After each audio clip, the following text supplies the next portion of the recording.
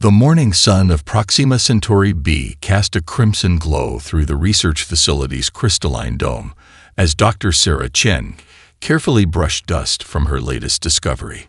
Her hands, steady from years of delicate excavation work, traced the intricate patterns etched into what appeared to be an ancient data crystal. The artifact pulsed with a faint blue light at her touch, responding to human contact for the first time in millennia. Log entry 2247A. She spoke into her recorder, excitement barely contained in her professional tone. The crystal's response to bioelectric fields confirms my theory. These artifacts weren't left by random alien visitors. They were meant for us to find. She paused, watching as new symbols flickered across the crystal's surface. They're teaching tools, waiting for humanity to reach this exact point in our development. The research facility's eye assistant, HFY, chimed in. Dr. Chen, I'm detecting unusual energy signatures from the artifact. The patterns match no known technological basis in our database. The eye's holographic form shimmered beside Sarah, its expression showing programmed concern. Sarah nodded, her dark eyes reflecting the crystal's pulsing light. That's because we're looking at something revolutionary, HFY. These aren't just historical records, they're blueprints. The ancestors who visited Earth left us the keys to true space exploration. Her fingers flew across her holographic keyboard, documenting the rapidly appearing symbols. The chamber's lighting suddenly shifted to amber, indicating an unexpected orbital detection. HFY's form flickered. Dr. Chen, multiple vessels have emerged from hyperspace. Configuration unknown.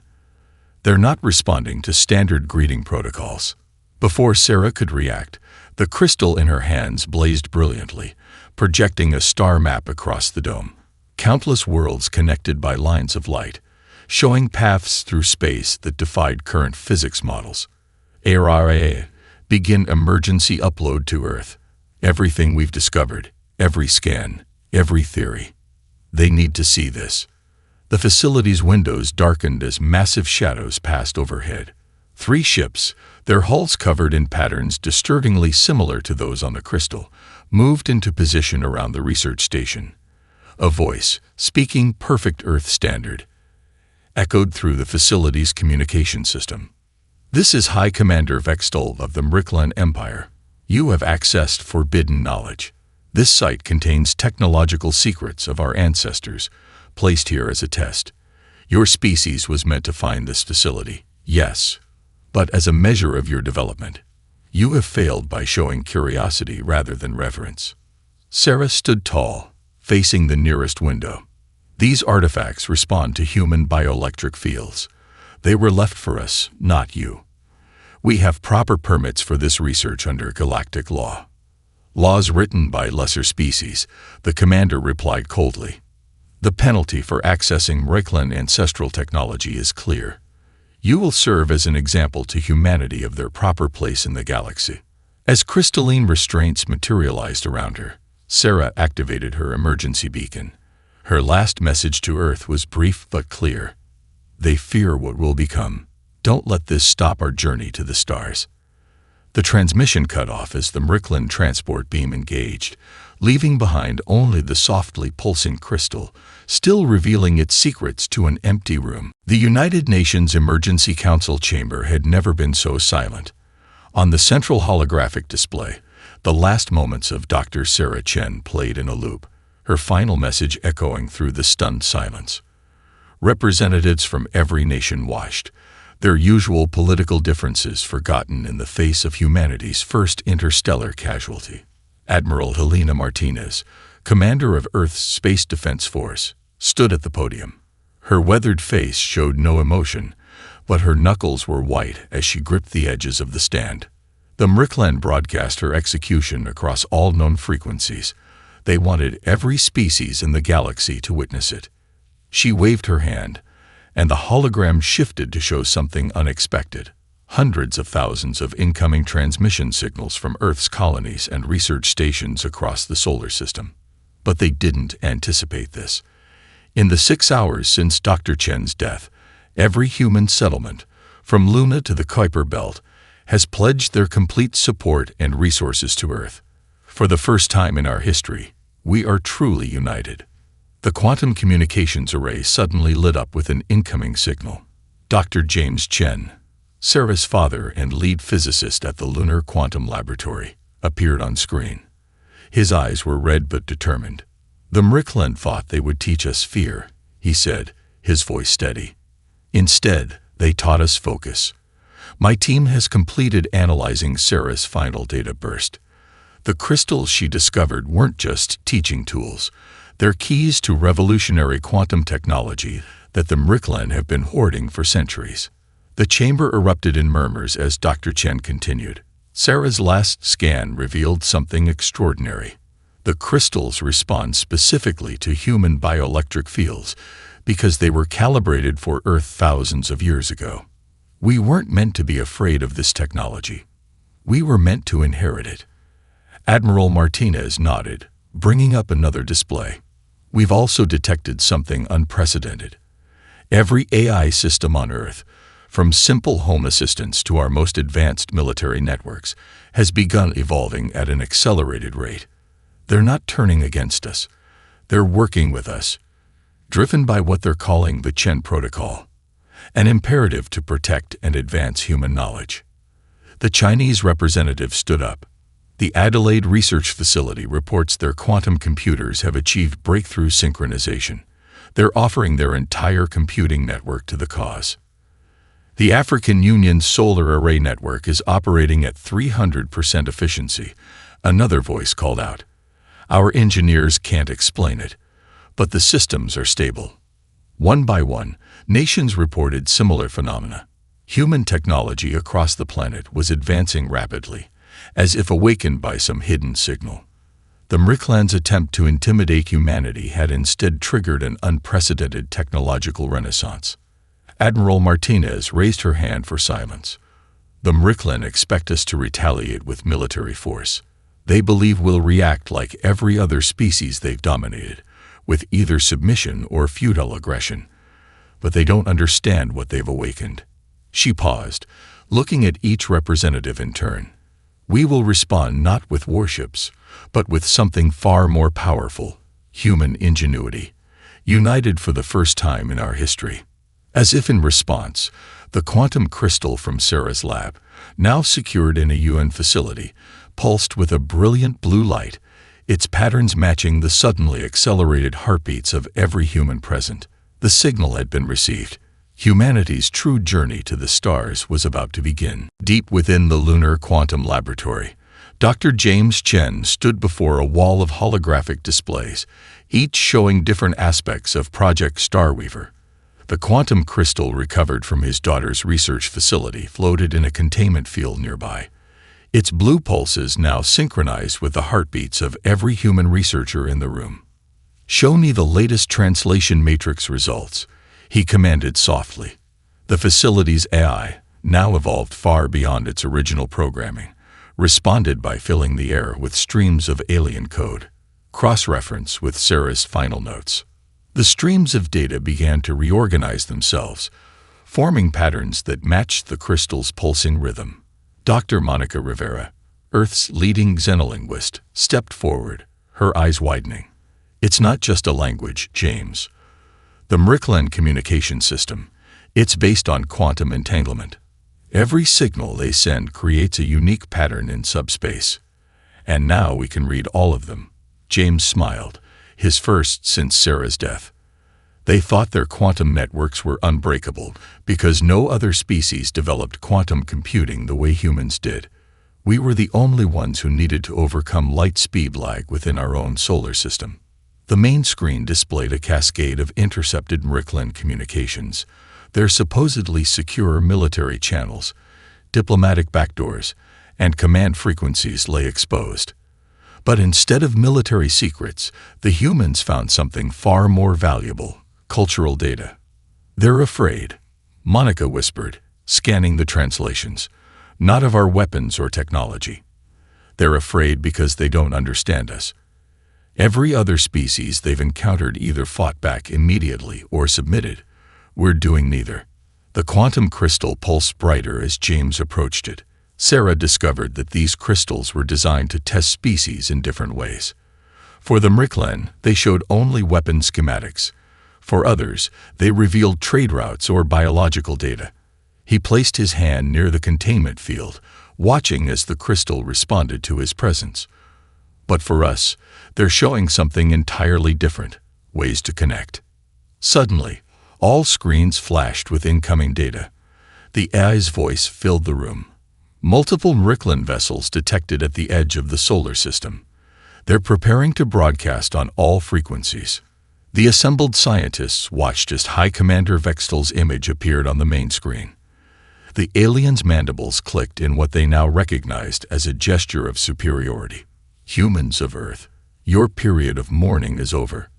The Empire demands your response to the lawful execution of the trespasser Chen. James stepped forward, and Monica squeezed his shoulder in support. The translation matrix hummed as he spoke, converting his words not just into Mriklen language, but into their cultural context.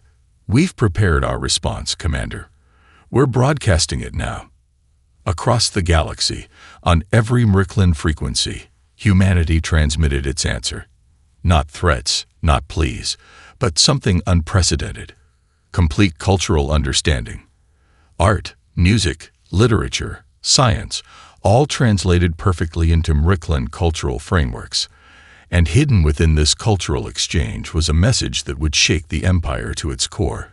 Every quantum encrypted secret they possessed was now an open book to humanity.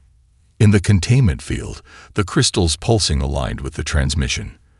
The true test had begun, not of humanity's strength, but of its wisdom. The Mriklen Imperial Palace's central command chamber erupted in chaos.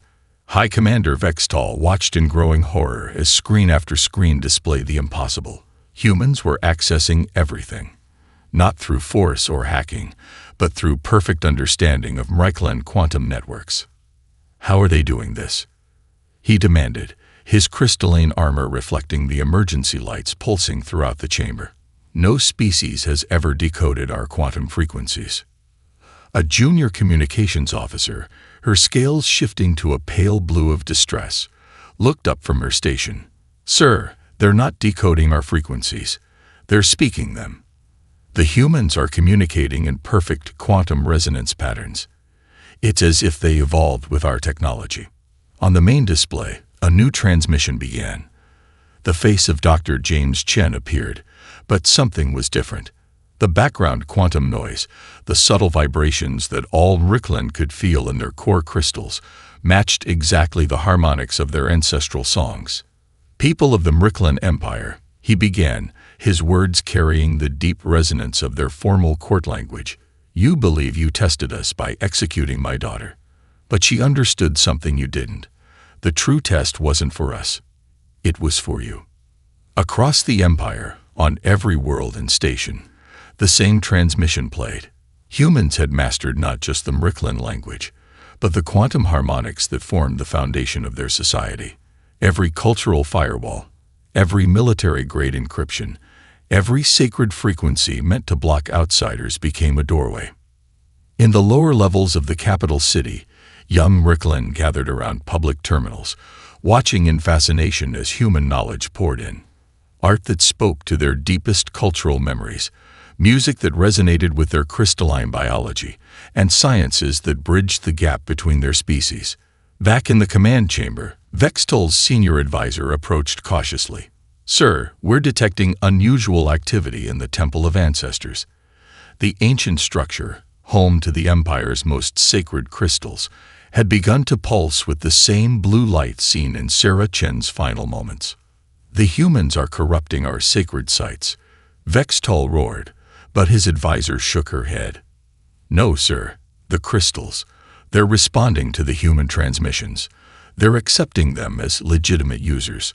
According to our oldest texts, this was prophesied. A species that would speak to the crystals as equals. On every screen, Dr. Chen continued, your empire is built on the belief that the crystal technology makes you superior. But Sarah discovered the truth. They were never meant to be weapons or tools of control. They're bridges, waiting for species to evolve enough to cross them together. The junior officer's scales shifted to the deep green of revelation. "Sir, I'm detecting similar responses from crystal repositories across the Empire. The humans aren't attacking our network, they're awakening it. And," she hesitated, "our people are listening." Vextal stood rigid, watching as centuries of imperial control began to crumble, not through violence or force, but through understanding. The humans had launched a revolution without firing a single shot, armed with nothing but knowledge, and the wisdom to use it. On the observation deck of humanity's first interstellar embassy, Admiral Helena Martinez watched as another group of Mricklan ships appeared from hyperspace. Unlike the warships from weeks before, these vessels bore the distinctive crystal formations of civilian transports. Their hulls pulsed with the same blue light that now synchronized across human and Mricklan technology. "That's the 15th group today," her AI assistant noted. "They're all carrying scientists, artists, and scholars. They're calling it the Great Awakening." The Admiral smiled, remembering Sarah Chen's final words. Below the embassy, Earth glowed like a jewel, its orbital rings now adorned with crystalline structures that merged human and Mricklan technology. "Show me the latest data from Project Harmony." Holographic displays filled the air, showing the unprecedented collaboration between human and Mricklan scientists. In laboratories across Earth, the crystalline technology that once powered weapons now formed the basis of something revolutionary. A network that could transfer knowledge directly between minds. Dr. James Chen's voice came through the quantum comm. "Admiral, you need to see this. The crystal from Sarah's lab. It's revealing something new." The display shifted to his laboratory, where the original crystal floated in its containment field, but now surrounded by a complex web of light.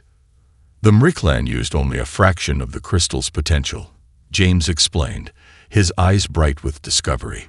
"They saw them as tools of power, but Sarah was right. They're teaching tools designed to guide species toward cooperation rather than conquest." A young Mricklan scientist, her scales shimmering with excitement, stepped into view. "We've confirmed it through our oldest records. The crystals were left by an ancient race that faced extinction because they couldn't overcome their divisions. They seeded these technologies across the galaxy, hoping to prevent other species from following their path." On another screen, live feeds showed Mricklan crowds gathering in their capital city. They weren't protesting, they were sharing. Human literature, art, and music flowed freely through their quantum networks, while Mricklan crystal songs filled Earth's concert halls. Cultural barriers dissolved as understanding grew. "There's more," James continued. "The quantum resonance pattern. It's not just connecting our technologies. It's changing them. Earth's defense grid has begun synchronizing with Mricklan crystals, creating something entirely new." The Admiral watched as golden lines of energy began connecting the orbital platforms around Earth. Where human and Mricklan technology merged, new forms emerged, not weapons, but shields. The combined quantum field could redirect energy, making conventional weapons useless within its range. "They killed one human," Admiral Martinez mused, expecting us to respond with violence. "Instead, we showed them something their empire had forgotten. The power of reaching out instead of striking back." The crystal in James's lab pulsed brighter, its light now matching the heartbeats of both humans and Mricklan throughout the solar system. As the Admiral watched the streams of arriving ships, she realized that humanity's journey to the stars had taken an unexpected turn. They hadn't just survived first contact, they had transformed it. Above Earth, the merged defense grid completed its activation, surrounding the planet not with weapons, but with a shield of shared knowledge and understanding. The true power of the crystals was finally revealed, not in what they could destroy, but in what they could create together. The grand auditorium of the newly established Interstellar Academy of Arts and Sciences sparkled with crystalline light as Corella, daughter of High Commander Vextal, stepped onto the stage. Her scales shimmered with the deep purple of transformation as she faced the mixed audience of humans and Mricklan. "A month ago, I believed humans were beneath us," she began, her translator crystal pulsing in harmony with her words. Now, I stand before you as the first Mrickland student of human music. What I've discovered has changed everything we thought we knew about our own crystal songs. Behind her, a human orchestra merged seamlessly with Mrickland crystal resonators. As they began to play, the entire auditorium transformed. The crystalline architecture, integrating both human and Mrickland design, responded to the music. Patterns of light danced across surfaces, creating a visual symphony that reflected the harmony between the two species. Dr. James Chen watched from the front row, seated beside Tilan, the Mrickland scientist who had first recognized the true significance of the ancient crystals. Your daughter would have loved this, Tilan observed, his scales shifting to the gentle blue of empathy. She's here, in a way, James replied, touching the small crystal pendant he wore, a fragment of the original crystal Sarah had discovered. Every breakthrough we make, every bridge we build between our people, it's all because she chose understanding over fear. The performance reached its climax as Corella demonstrated how human musical mathematics perfectly complemented Mrickland crystal harmonics. The resulting melody triggered something unexpected. The ancient crystals embedded in the walls began resonating with new patterns, revealing star charts and scientific formulas never seen before. In orbit above Earth, Admiral Martinez and her Mrickland counterpart, Sub-Commander Zexra, observed another kind of harmony. The combined fleet of human and Mrickland ships maneuvered in perfect synchronization. Their quantum fields merged into a protective network that stretched across the solar system.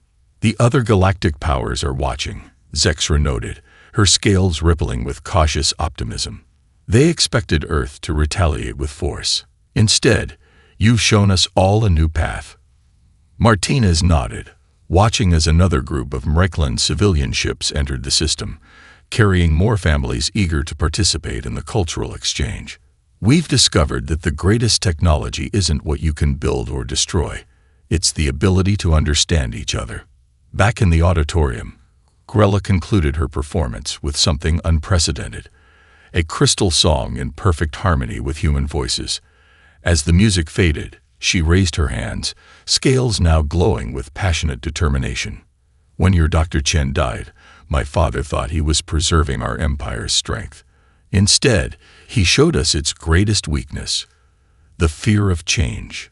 Humans didn't respond to death with death, or to fear with fear. They responded with life, with art, with understanding. The audience rose in standing ovation as the crystals throughout the building pulsed in rhythm with their combined applause. In that moment, everyone present understood. They weren't just witnesses to history, they were part of something far greater. The stars themselves seemed to shine brighter, beckoning both species toward a shared future neither could have imagined alone. The launch ceremony of the Stellar Symphony Initiative filled the skies above Earth with light. Thousands of crystalline satellites, each one a perfect fusion of human innovation and Mrickland technology, ascended in a graceful dance. These weren't weapons or military platforms. They were something entirely new in the galaxy's history. Dr. James Chen stood on the observation deck of Harmony Station, watching as his daughter's legacy transformed into something greater than anyone had imagined. Each satellite carried a quantum consciousness core, inspired by the original crystal Sarah had discovered, but evolved through human and Mrickland collaboration. The first wave has reached their designated coordinates, announced Araya, now evolved into a fully quantum-integrated AI. Her holographic form shimmered with crystalline patterns as she displayed the network status.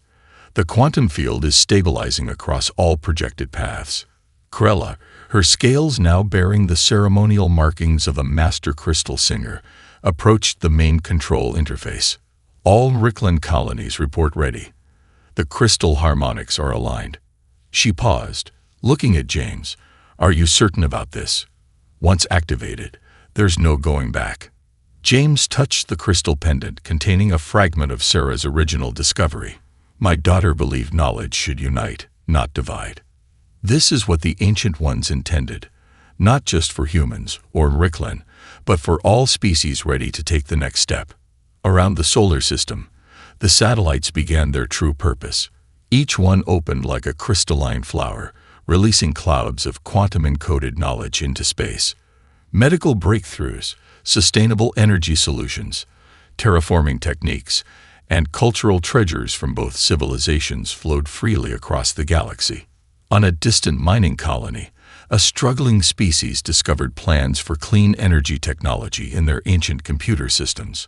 On a drought-stricken world, crystalline satellites delivered advanced water purification designs. Across the galaxy, knowledge began flowing to those who needed it most.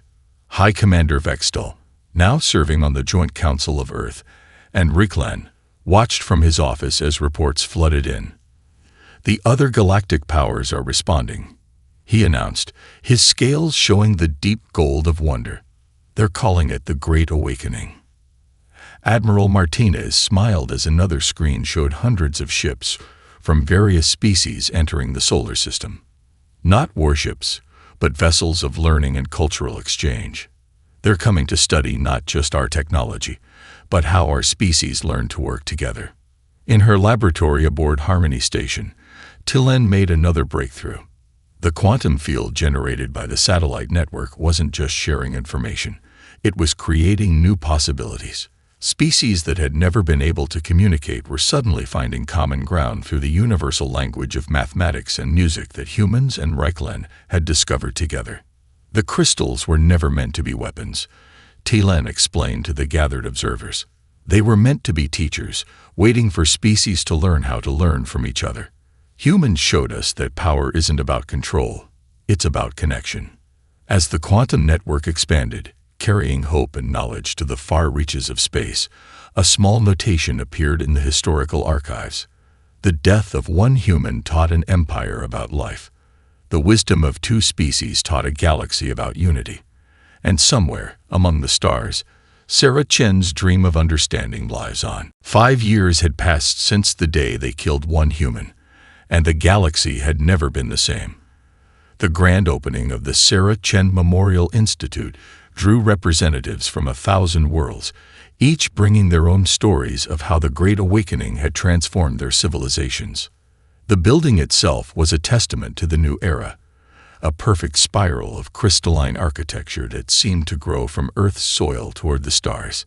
Its quantum-enhanced walls pulsed with the combined heartbeats of every species present, creating a symphony of unity that would have seemed impossible just years ago.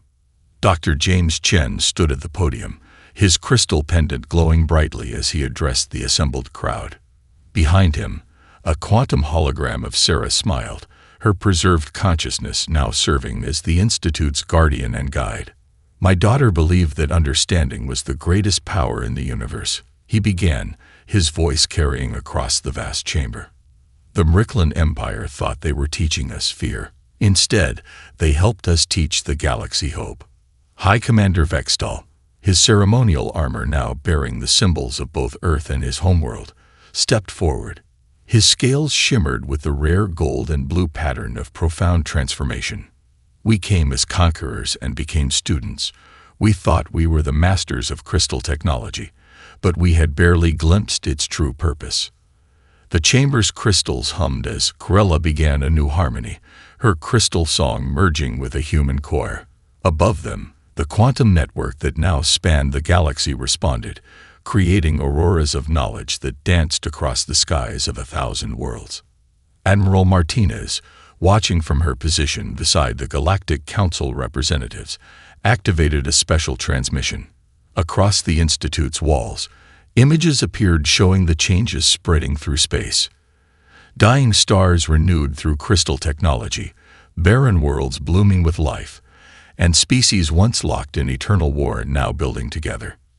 "The ancient ones who left us the crystals couldn't save themselves," Tilan explained, her scientific readings displaying on floating holographic panels.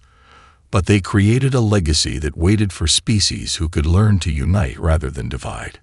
It took the death of one human to awaken that potential in all of us." The quantum consciousness core at the heart of the Institute, evolved from Sarah's original discovery, pulsed with new intensity.